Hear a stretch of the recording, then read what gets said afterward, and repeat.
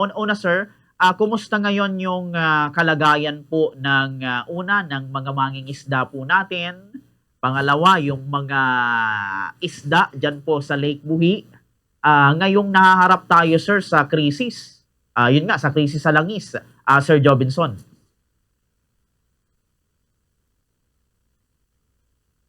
Gaya ng ating Lake Buhi sa ngayon, okay naman kasi balanse ang sitwasyon ng lake.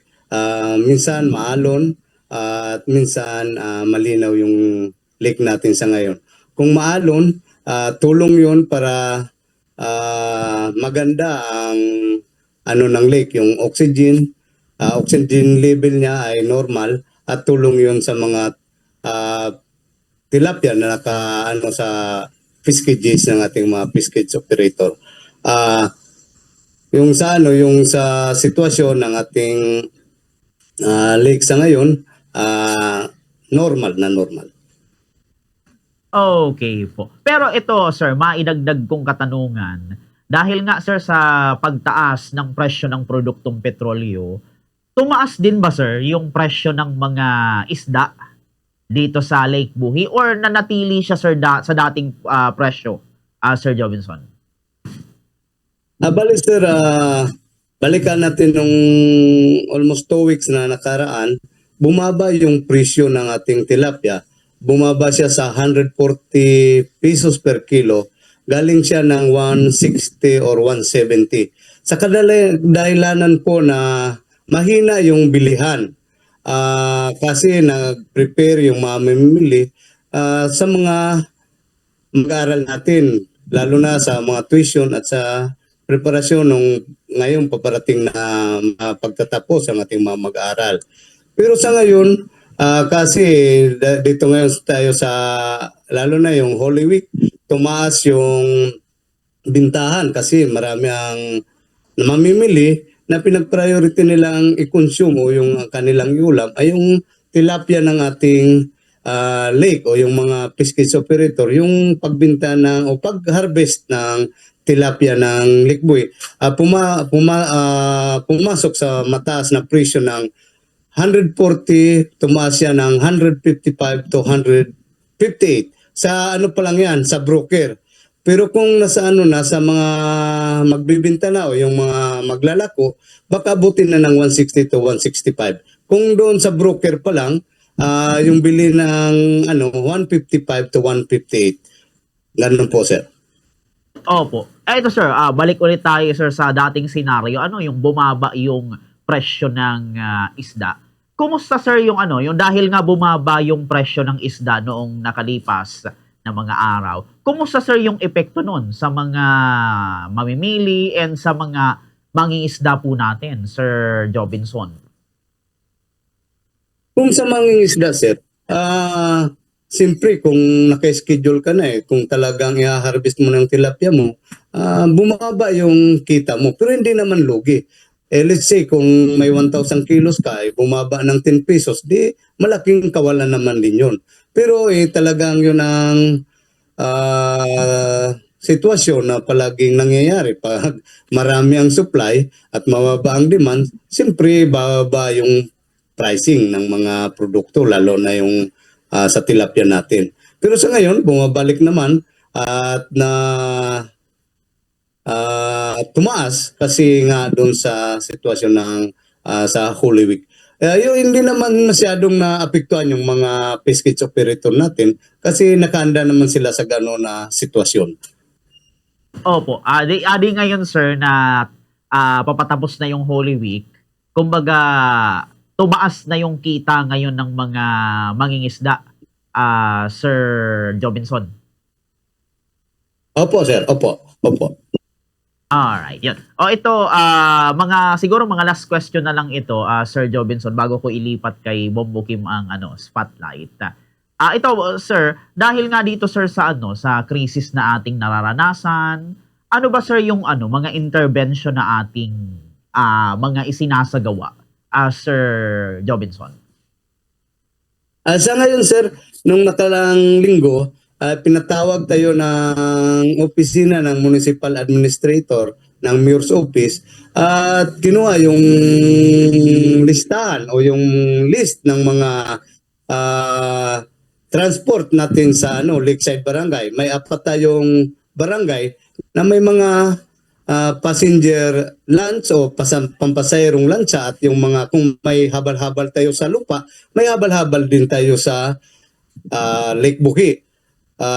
Kinuha natin yung kung sino yung mga legit at yung mga license na pampasahirong motorized bangka at lancha.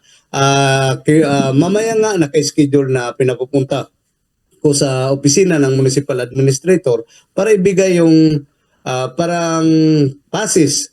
Ang alam ko parang 2,000 or baka food assistance para sa mga operator o yung mga bangkero ng ating sa Lakeside Barangay. Yung may apat tayo, diyan yung barangay ng Ibayugan, Iraya, Ipiling, Santa Cruz.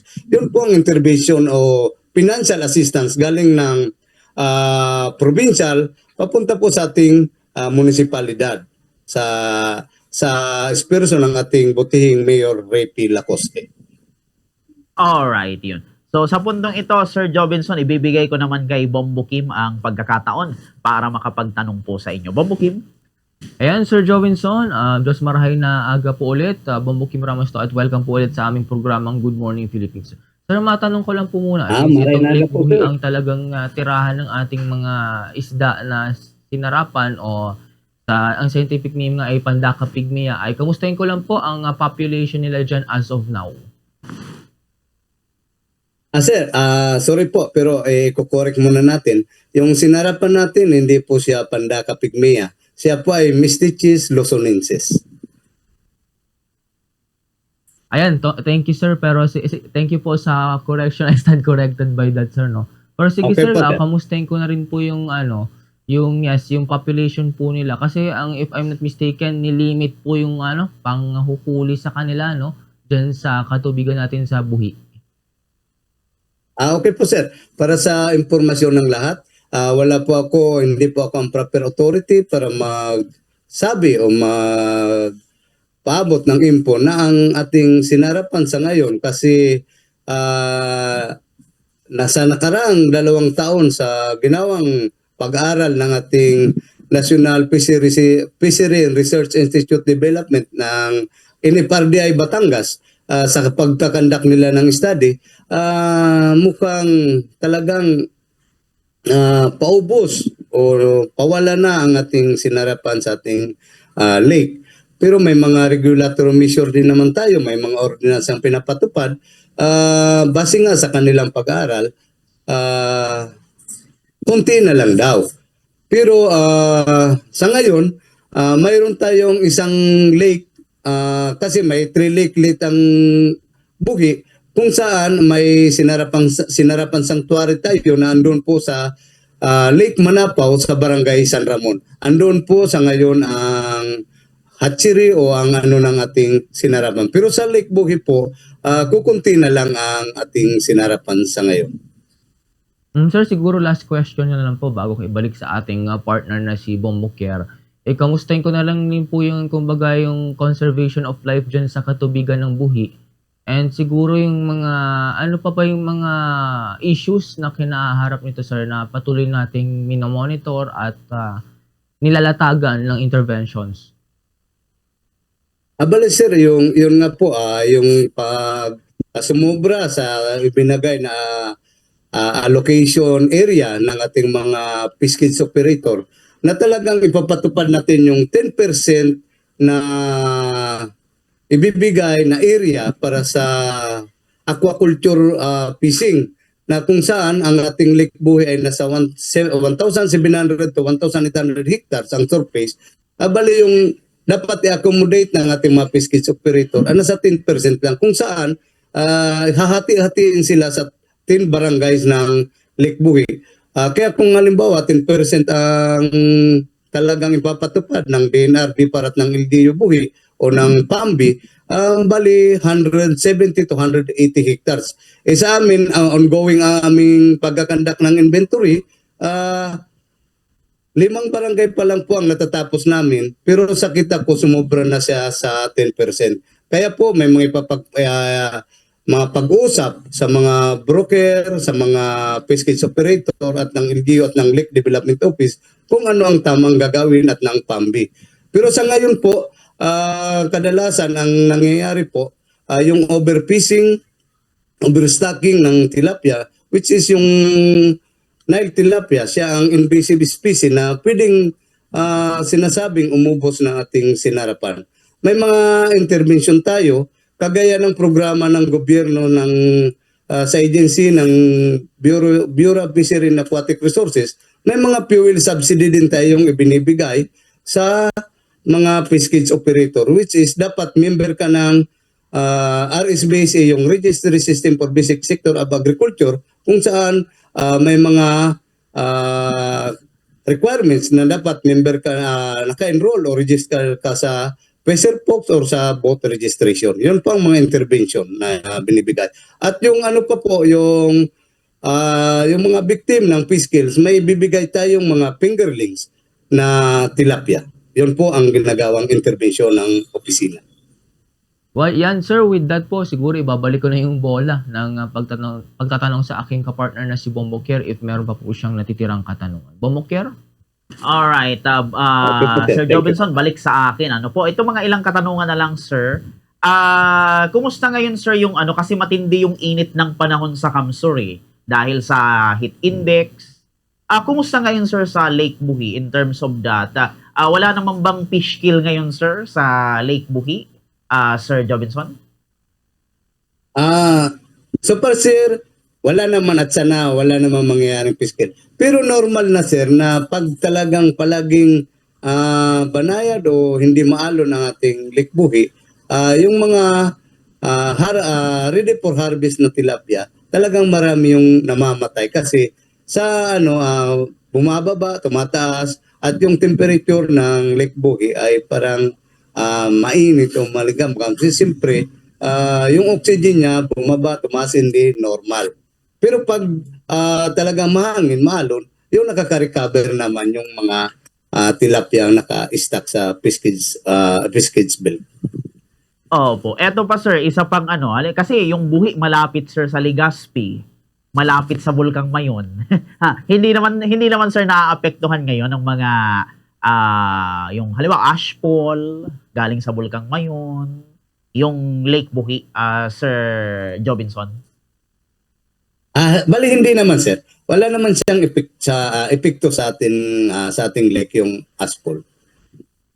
Alright, okay po. At ito pa, sir, mga second to the last question na lang, sir.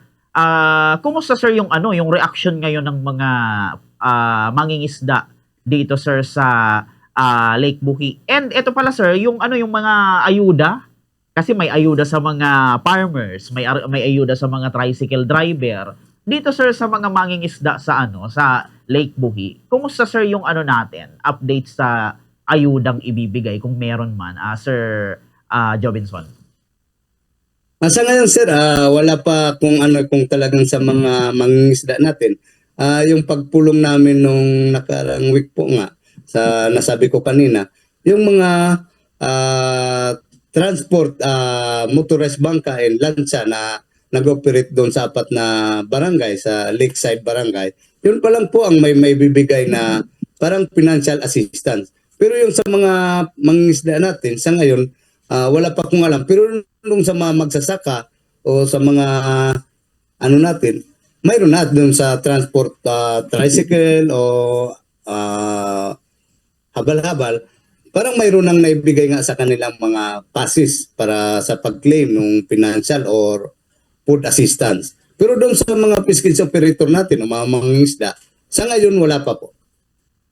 Alright, okay. Eto, sir, balik ulit sa inyo ang linya, sir, bago tayo magtapos.